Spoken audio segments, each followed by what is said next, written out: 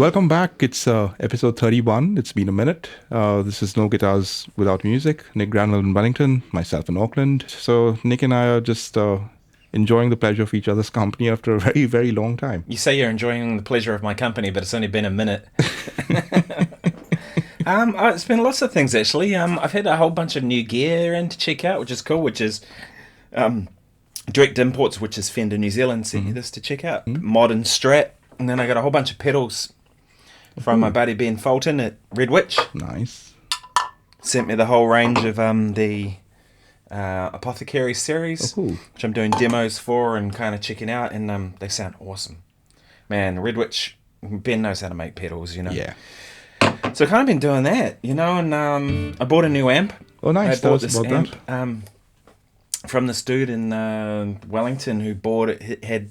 He had two little kids, and so this amp was just too loud and powerful for him. And it's basically a Princeton front end with a deluxe power stage. It's actually got 6L6s in it. Okay. But they're small bottle 6L6s, was something I didn't even know was much of a thing. But I talked to Simon Gottlieb at Bogan Boutique in Wellington. He said that he's got the same in his Pro Reverb. They're about 20 watts, 23 or something like that. Right. So around a 6V6-ish. And then it's got two 12s with two Jensens in it. So I'm actually going to take one of the speakers out and put it in my Deluxe, so it has like a proper Jensen again.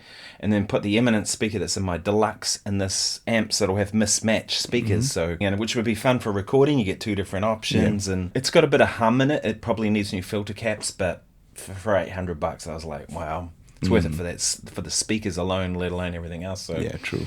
I've kind of gone back to playing amps, actually, to be honest. Like, for playing live, I've been using amps, like, again. And what I found is that the fractal stuff, sound-wise, it's not a sound issue. I think it's just, for me, is I find the amp more enjoyable to play when I play live. Yep. And, you know, by the time I have to run an FR, and then trying to get that at the volume I want, all that kind of stuff, that I've just been finding, well, some gigs I can bring an amp.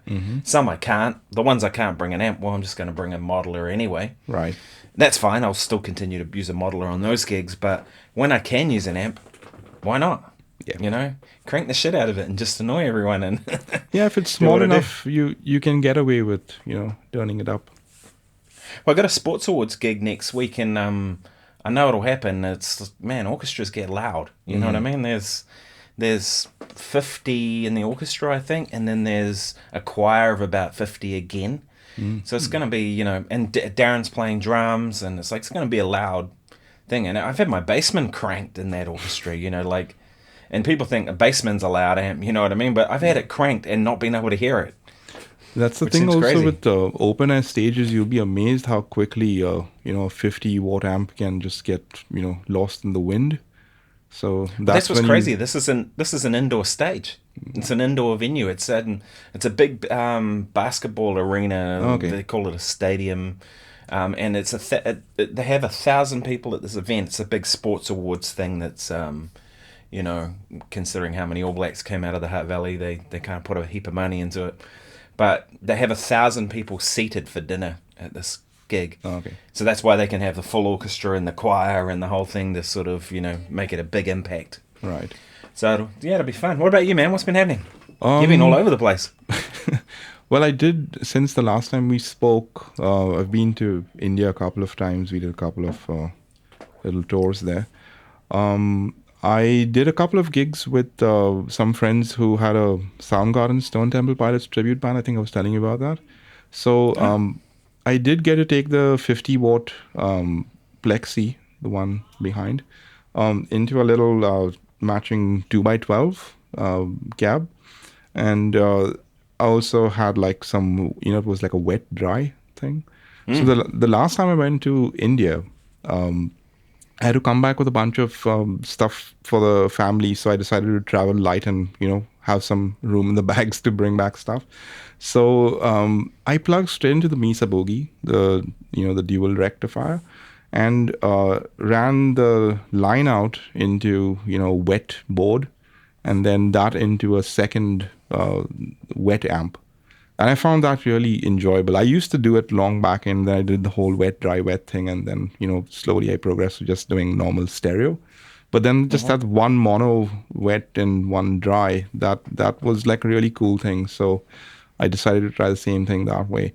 And there's a friend of mine from the New Zealand Guitars Forum, Mike C. So I've been working with him, like just, providing some input on an amp he's been, building. So again, it started off as a Princeton with a deluxe reverb power section. And I did a YouTube video with that particular one, but it's kind of evolved a little bit. And then he asked me, like, what features would you want to add? I said, actually, I'd like to take out the trem and the reverb, because I don't really use them with the pedal board. But I just want something that's super, simple and easy to, take. He did add a master volume post phase inverter thing, so you can kind of to like drive and growl, but I kind of like it with the master all the way up. I'm curious, Mike C. You say he does? It's not MPC amps. No. His company is actually called Red Beach Amplification, because he's based in Red Beach on the North Shore. That's what I've been, just taking around for, smaller gigs and Is that practices. what you've got over your shoulder there? That's the one over there. And now, Right there? because it's based on the Princeton and that was a university, he's called it the Otago Custom. Oh, is that what it says? I was trying to read what the writing is. Yeah, Otago I'll put a Custom. little photo here. But it's pretty simple. Volume, middle, bass, three-way bright switch. So we spent a lot of time experimenting with capacitor values for that bright switch. So he started off with 100 PF for those that care. And I thought, like, once you turn the volume up, like almost around 6 or 7, that bright cap starts losing its effect. So we'll put a larger value. And then over time, I did some more research. Apparently, the deluxe reverb has a 47 PF that's hardwired. And most people, sometimes they say it's not a pedal-friendly amp, and they snip that one. So I said that would be a good value. So we've settled on a 47 PF and 100 PF, and it bypasses, in the middle. And it's been really cool, just having the bright switch on, and then, between that and the treble knob. Because obviously with the bright switch off, you can turn the treble to 10, which I am doing at the moment. And the mids now, from a 10K, he put a 25K mid port, which kind of, bumps up the mid range a little bit. And normally, I think in a Princeton and a Deluxe, that thing is set at 6.8K. So you do get a bit of the mid scoop, but you get a lot more range out of that port, I would think, just from having gone between 10 and 25. And the bass, you normally run it around 4 on a Fender most of the time. It sounds to just fill up the sound. So right now with the volume on 7.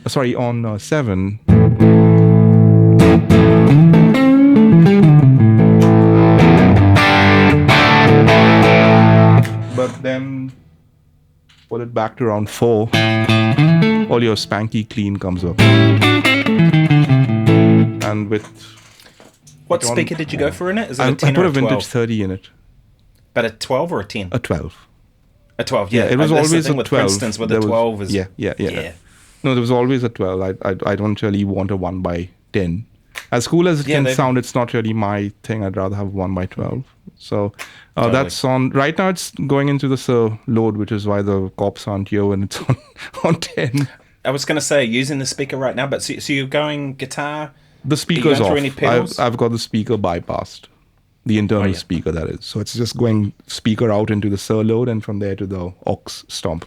So did you get him to put a switch on that, or is it just a... No, you it's just pulled the output jack? It's an output jack. You pull the internal speaker jack, and it's got an external extension one, so you can run that, line out in parallel if you wanted to. I also used it on a gig as a wet amp with the Plexi.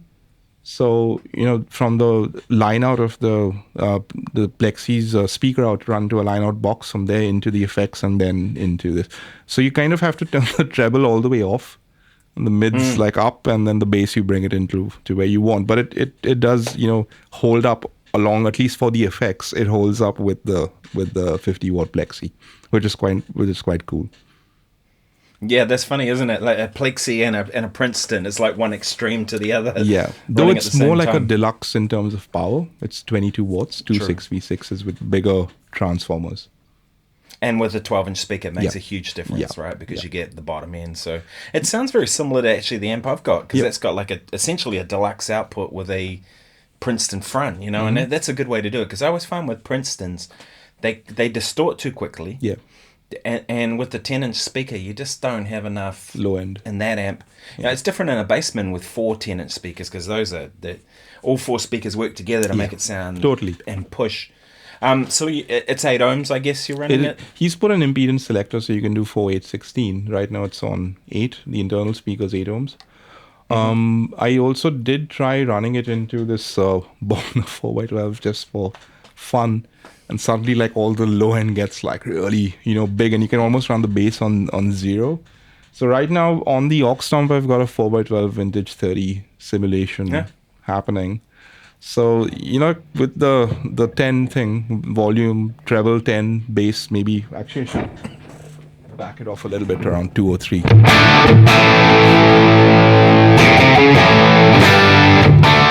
It's got a little bit of that rattiness, which is cool, like almost like a broken fuzz way.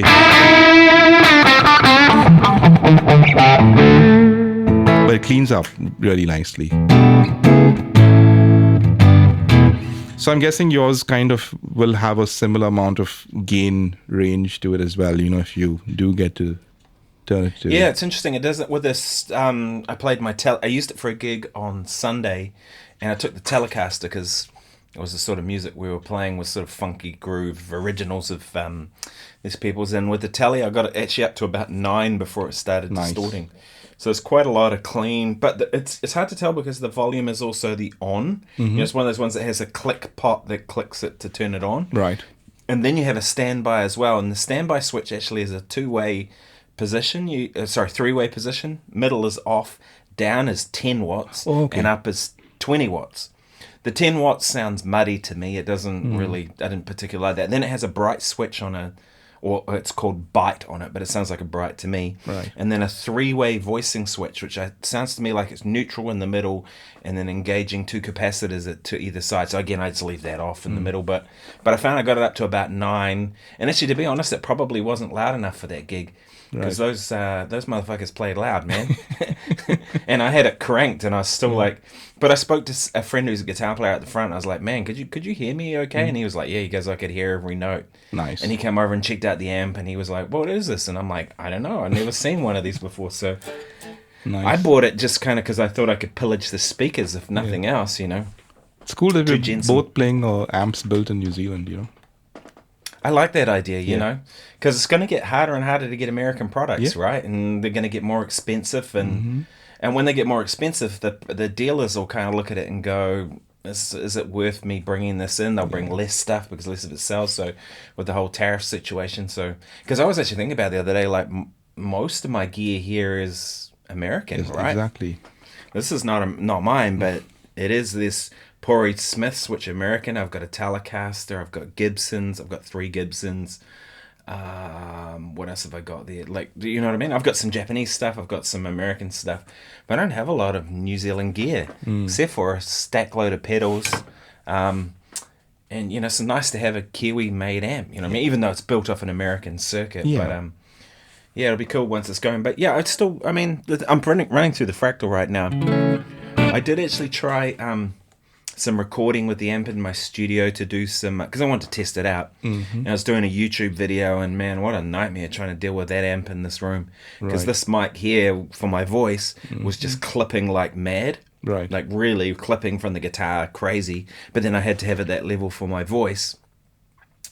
And then of course what I'm hearing on my headphones is like distorted guitar from the voice mic. Right. So it was one of those ones where I was just like, for YouTube videos, it's just going to be a Fractal, it's just so much easier. Or run the amp into a load box, so that you don't have an active speaker in the room.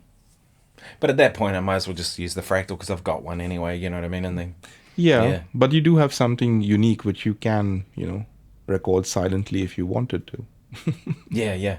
I mean, how cool is it that we have these options though, right? People have load boxes and they have all these things that they can do and get great recordings at home, you know what I mean? I remember like in the early 2000s, I was running my 100-watt Marshall JCM 800 into a THD Fryette THD hot plate, sorry.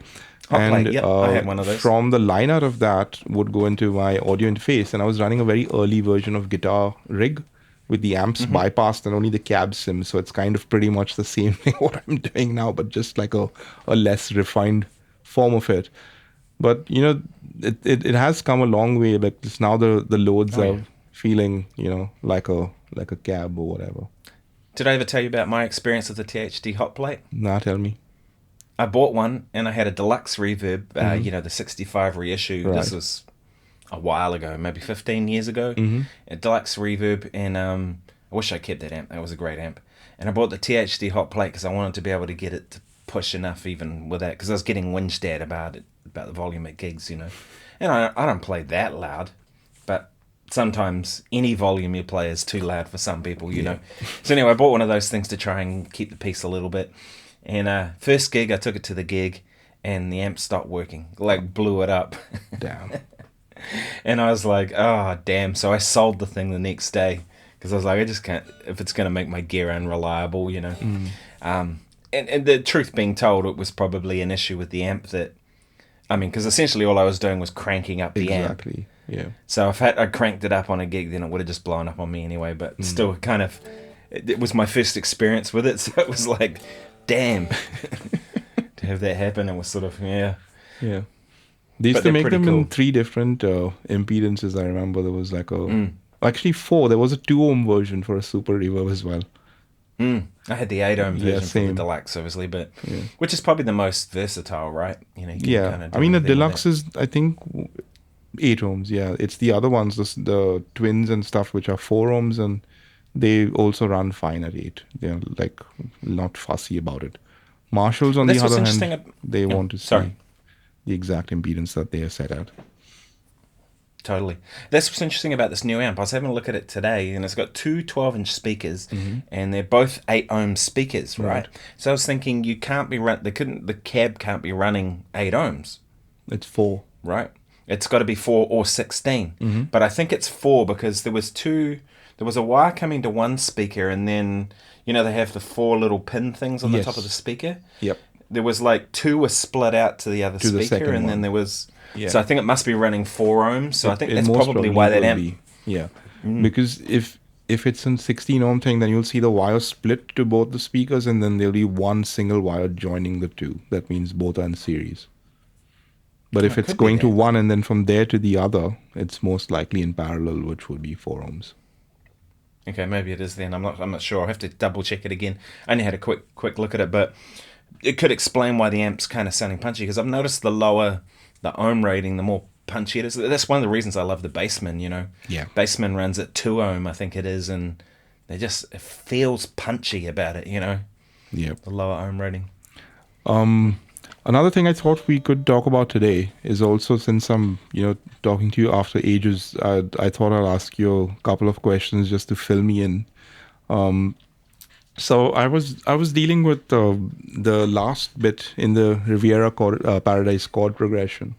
Okay, so we're going from, as you would know, but this is for the benefit of those watching, we're going from a E minor 9 to a A13, and then it goes to a F major 7 to a G13,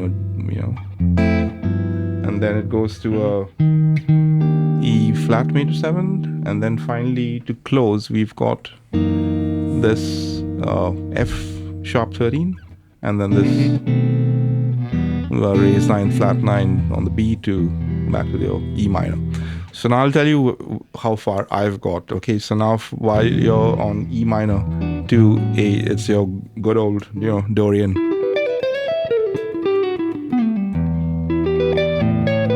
That sort of thing that'll get you through that. I mean, you can play pentatonically as well if you want to do. Then when you go to this F major 7 and the, that bit here, then A pentatonic would be perfect. Now when you go to this bit here, you've got a nice G minor thing going on, over this. Okay, now connecting that bit here, okay, from this chord here to that one and back there, what I've got from this is like this little, that outlining that chord to, it's almost like a Right. chromatic. Back to, So it's a tritone substitution. yeah, Right? So if you're going F sharp, yeah, is like the 2 chord, yep, right? And then instead of B7, you're going up to F, right, and you're playing, yep, right? Like an F7. It's essentially just a tritone substitution. Yep.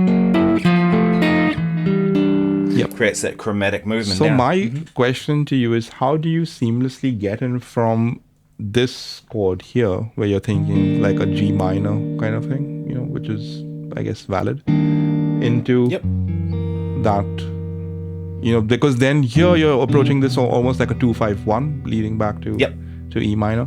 So how would you go from that G minor pentatonic? I probably wouldn't play G minor pentatonic. Okay, right. On the, so what would you be thinking of on that chord? Yeah. Probably E flat major. Okay. Or even E flat Lydian. Right. Yep. Cool. So you're thinking E flat Lydian, then how would you go as a transition into that? So you simply just change scales at that point, is it? Okay. Yep. Cool. To me, the F sharp doesn't sound like it's a new key or anything. To me, the F sharp's whole purpose seems to be to set up the E minor. Exactly. Leading That's back why to, I thought of it as a 2 chord. Yeah. Not as its own thing. I wouldn't think of it as a 1. I'd think of it as the 2 chord in an E minor. Right. So it's really just trying to get you. Here's a cool pentatonic you can do that's actually one that I use a lot on major chords. So on that E flat major chord, if you go down a semitone to D and play D minor pentatonic over it, what you get is you get the 7th, the 9th, the 3rd, the sharp 11, the 6th, and the root note, the 7th again. So no root note for a start. So there's nothing worse than when you have a chord and you play and you end on the root note, and all your phrases start or end on the root note. But with this, there is no root note. Yeah. So if you're over this chord,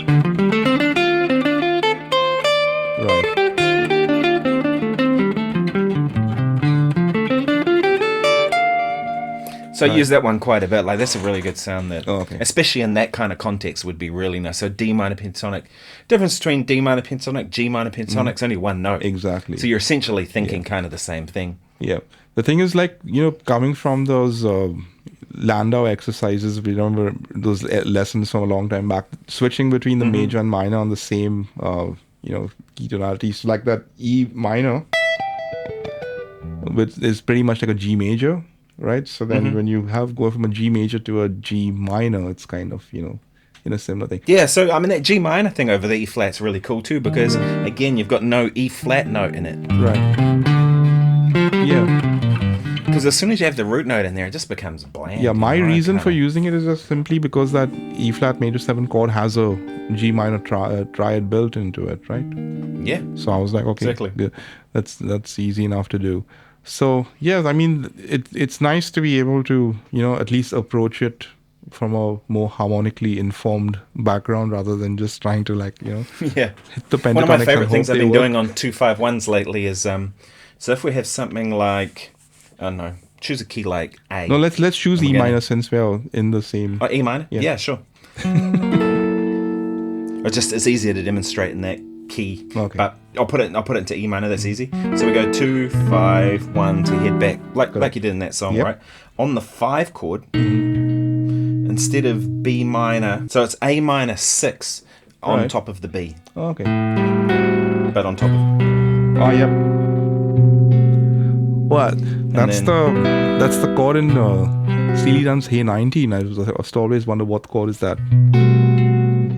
So A minor 6 over top of B minor. So it's some kind of a diminished thing, right? Or if you look at it from a B. Well, essentially what you're doing is you're implying the 4 chord. Right.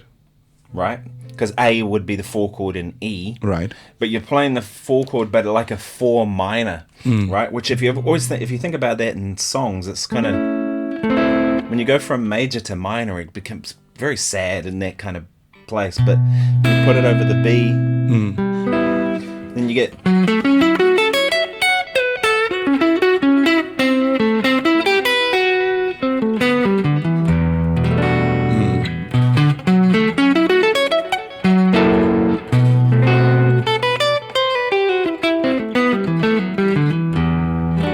Yeah, it's just good sound. So I've been kind of working on that, and that's one you could throw in there as well. Was just thinking that, and whatever you do on the 5 chord, you can do on the 2 chord as well, because just ignore the 2 chord and just play the 5 chord over what you're doing on 5 chord over both. So that's a really easy one to see, and that'd be a nice way to go from G minor, then essentially thinking A minor over the B and then back to E minor, right? Which is like.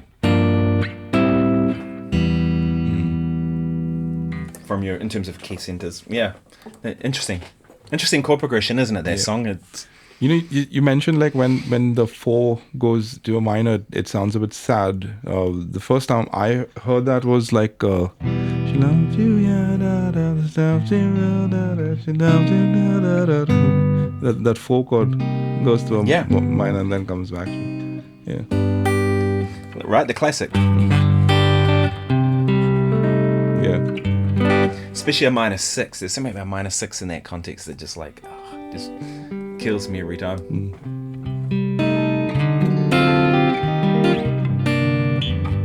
So tell me, you were in India. You were playing with the old band, weren't you? Because I saw a bunch of videos. I think you uploaded about 8, 9, 10 videos of the band all at once. That was my college band. It sounded fantastic. Fantastic, man. Great singer, like really got out there, and good front man, and you guys were grooving your asses off. It sounded great. It was a bit like coming back to riding the bicycle. So if you played those songs so many times, but we were much younger then. And I think for us it was just like kind of learning how to play rhythmically with each other, because when I play with Sid, the drummer from that band, he pushes a certain way, and when I was much younger, I used to like push along with him. So like you had the guitar and the drums like pushing, and then the bass would hold it back. And over the years, I learned not to push as much, so I also like started pulling back. And suddenly the songs were not sounding the same anymore. So then I realized, oh shit, I got to go back to doing that, which was kind of interesting. Yeah, it's an interesting thing, isn't it? Like that whole thing. I've got a student at the moment who comes once a week for a lesson, and he this kid, has a really good player, but his biggest issue he has with his playing is his time. And he's been working really hard on it. We've been doing a lot of stuff and learning lots of songs where he just has to groove for a while.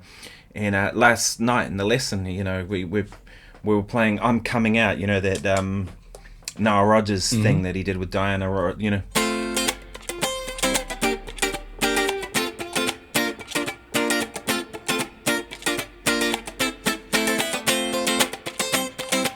This sort of stuff, you know what I mean? And we were playing that, and I said to him, could you feel that you were sort of, you were adjusting beat by beat, bar by bar until you locked with where I was? And he said, yeah. He goes, I noticed it. I see, it's working. Because he's starting to become aware of where his time is now, and he's adjusting to get there. Do you know what I mean? And imagine 5 years down the track, this kid's time is going to be infinitely better. He'll be looking at everyone else going, you're all dragging, you're doing this, you're doing this, which he probably doesn't notice now, and that's probably where you are, right, with this. So it's an interesting thing, that time feel, isn't it? It's like I've played with certain musicians who are really great, but the way they put their time feel is just like so weird. It just doesn't. Sometimes it works, sometimes it doesn't. You know what I mean? Yeah, I think also the more time you spend being conscious of it, then lets you play when you're not thinking about it as much. It frees you up a little bit. But you have to be conscious about it first to, get to that point where you don't have to think about it. It's like, have you ever heard that recording of Pat Metheny giving that guy a lesson, and he says to the guy, "Oh, man, your rhythm's not very good." And the guy says, "Oh, nobody's ever said that to me before." And Pat says, "Well, I'm saying it to you." And you could tell the guy at that moment was just like, "Oh man. But it probably opened his eyes to what he Yeah. needs to work on, and I'm sure he became a better player for it. So that guy owes Pat a I'm sure. debt of Yeah. gratitude really for it, because like you said, if you're not aware of it, Mm-hmm. you can't fix it, and you can't, like, but you're right, and it gets to the point where you don't have to think about it now because you've done that work. Yeah. I remember with this tribute band, I was working on the Soundgarden song called My Wave. And Oh, it's awesome, eh? that I love that is, song. it's so weird. Like the rhythms just keep switching, 4/4 3/4 and stuff like that. And I had to get to the point where I knew it so well that I wasn't thinking about. I would just play it Yep. like I would speak it. And Rather than counting bars. exactly when I Yeah, was totally. counting, I was struggling. In fact, I even put that song with a click, and then I found the whole song keeps drifting. Like the tempo keeps changing minutely. 5 BPM plus or minus. And that So outro of that song is oh yeah, fantastic, where man, they, yeah. one group stays where they are and another phrase comes Keeps in over the changing. top Yeah, of it. it's like It's kind of like I don't know if you did this at school, but we used to do this at primary school, where they go, right, that side of the hall, you're going to sing this phrase, and they get the middle of the hall to sing the same phrase, but 2 beats later, yeah. and the next Used to one, call them rounds. Yeah, exactly. Yeah. And that's kind of what Wave does, right? And it's one of my daughter's favorite Soundgarden Well, that's songs. So I've cool. played it to her a heap of times. And every time she hears it, she's like, just loves that bit. But he's an incredible guitar player. Like, I don't think that guy, Kim Thale, gets enough kind of kudos for how badass he is. Because the way he plays, nobody plays like that. No. Like, it's so original. It's compelling. It's really, I don't think he even thinks about those odd meter things. I think he just goes, well, what the phrase goes like this, and if it ends up being in 5, well, whatever. He's just. I wonder, to be honest, if he had been exposed to any South Indian music when he was a kid, because he is of South Indian origin, and that music, man, they do like gymnastics with the time. So I wonder if that was kind of embedded in him from a very young age. Because the thing is, if you approach it almost like speech patterns, it becomes a lot easier to Yeah. assimilate. That's what I was doing. I was putting weird phrases to the riffs, just so I could remember the way it goes. Man, so once you kind of like almost treat it like something that you would sing or say, it became a lot easier to digest. If you start approaching it from a counting point of view, you'll like stump yourself very early. And intellectualizing stuff, right? We, in our minds, we have to try and figure it out and go, how many beats is it? What's going on? All that kind of stuff. Instead of just, like I said, just feel it and try and then it becomes easier, doesn't it? Sometimes it makes sense to count it and just be aware of, where, like especially if it's a recurring pattern, like that Allman Brothers song Whipping Post, and you probably know that one, where it alternates between, I think, 11 and like a standard 4 or 6/8 or something like that. There are certain things that drop the last beat every other cycle. But then it kind of like when you're soloing, at least you're able to solo it, but in the case of like My Way, it's almost like that doesn't help you at all. We used to play a Mahavishnu song back in the day, called The Dance of Maya. I don't know if you know that tune, but it's got this crazy kind of melody, but Oh yeah, I know that one. all that stuff, right? But then it goes to the solo, and the solo is and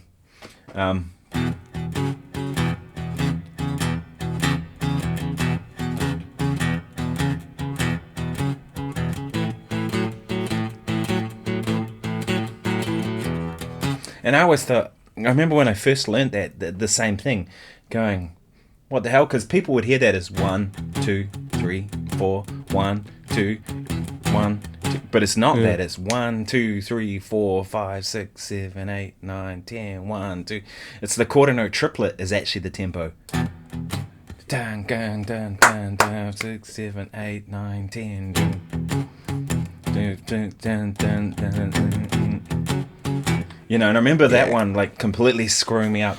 And then the same deal, the way I got around it was, instead of counting, just play it. And 7 Days, that Sting tune. Mm-hmm.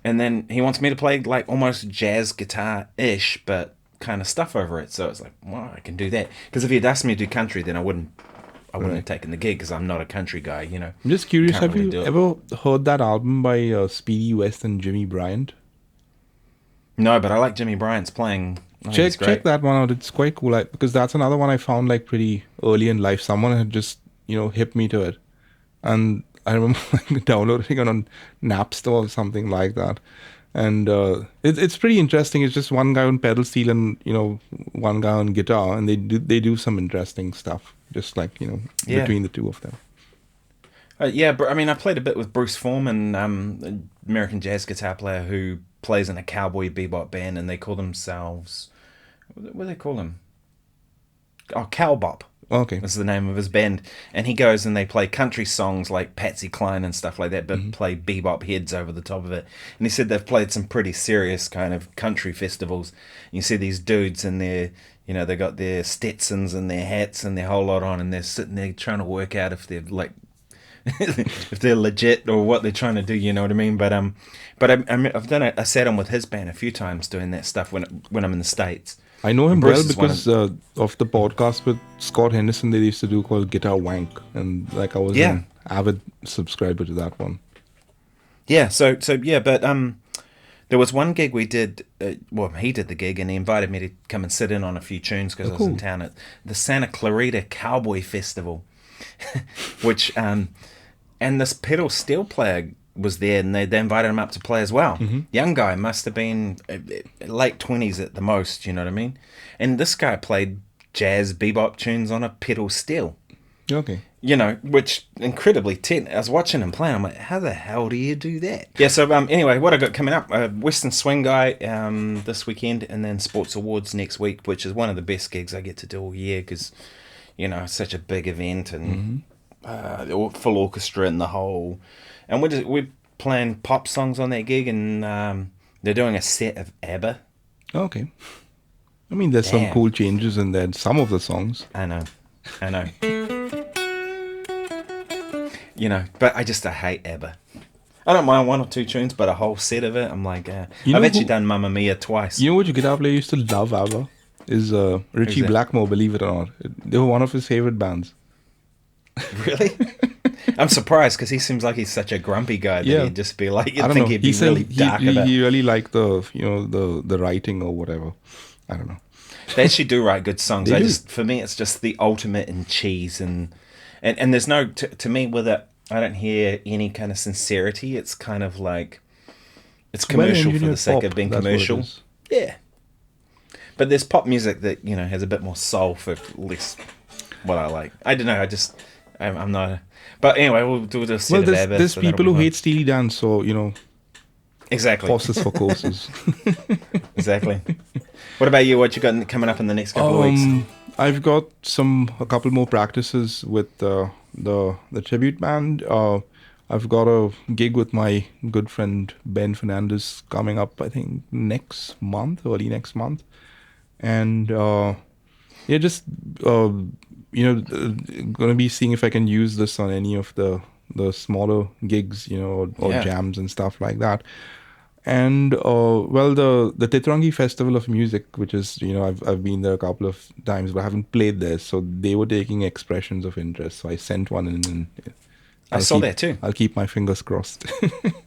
Yeah, I saw that too, and I thought, man, I'm keen to do that one as well. So I sent Dixon a message and said, "Do you think it's something that we could be appropriate for us with a group with Brannigan? So if that happens, we should do a 2-guitar thing at it. It'd I'm be down. perfect. You let me know. I'll hit him up. I've also been visiting this guitar shop called Studio One Vintage Guitars. And I see their adverts. Yeah, I there's must a good fit the friend, criteria. Nick Brightwell, who works there on Saturdays. So I popped in a couple of Saturday mornings. And the last time I was there, they had a 63 Strat that was refinished, but it saw didn't it. have the original pickups. And Yeah, I took my it- 61 62 reissue, just to compare. I preferred the reissue, but I saw that guitar and I thought, man, it's 25K they're looking for it, because I must fit their criteria. It came up in the advert, but it's been refinished body. different pickups, different electronics. You know, it's all been rewired. I will say though that, So really, that neck felt really nice. It had the vintage skinny frets, but that wasn't like really, sometimes it holds you back, but I felt it was pretty easy to navigate. So you're really paying for a neck. That's about the only thing that's original left on it. And I was kind of like, man, a lot of money for that. But someone will buy it, Yeah. It's kind of And cool. there was a young guy called Henry who came by. He was looking for a pedal. And I kind of helped him. I asked him, like, what kind of a sound are you looking for? And he said, I'm looking for like a Robin Ford or Larry Carlton kind of sound. I said, okay, this guy at least, will probably be a good player. So I set him up with the Duke of Tone by MXR, the Analog Man, King of Tone, or whatever they make. And it sounded pretty good. He picked up a 335 off the thing. I just, sometimes it's cool to listen to someone else play to, because I'd be listening to myself play to that amp, all week, and then just having someone else plug in and, totally different set of hands. And yeah, he sounded really good. So I think he ended up with that pedal. I mean, it's nice. Man, you should get a job there. They're selling stuff for them. Right? Yeah, maybe I can do Saturdays or something over there, right? Yeah, exactly. I'll end up playing more than selling, though. or buying half the stuff for yourself instead of selling it to others. No, I'm not buying any more gear now. Whatever. Yeah. I said the same thing, and then an amp popped up, and I was like, yeah, see, well, that's the thing. If something really cool comes along that, ticks all the boxes, then yeah, sure. But like, I'm not going out looking for stuff to buy. Exactly. That's where I'm at. If it comes and it finds me, then if I'm liquid enough to splurge, then good.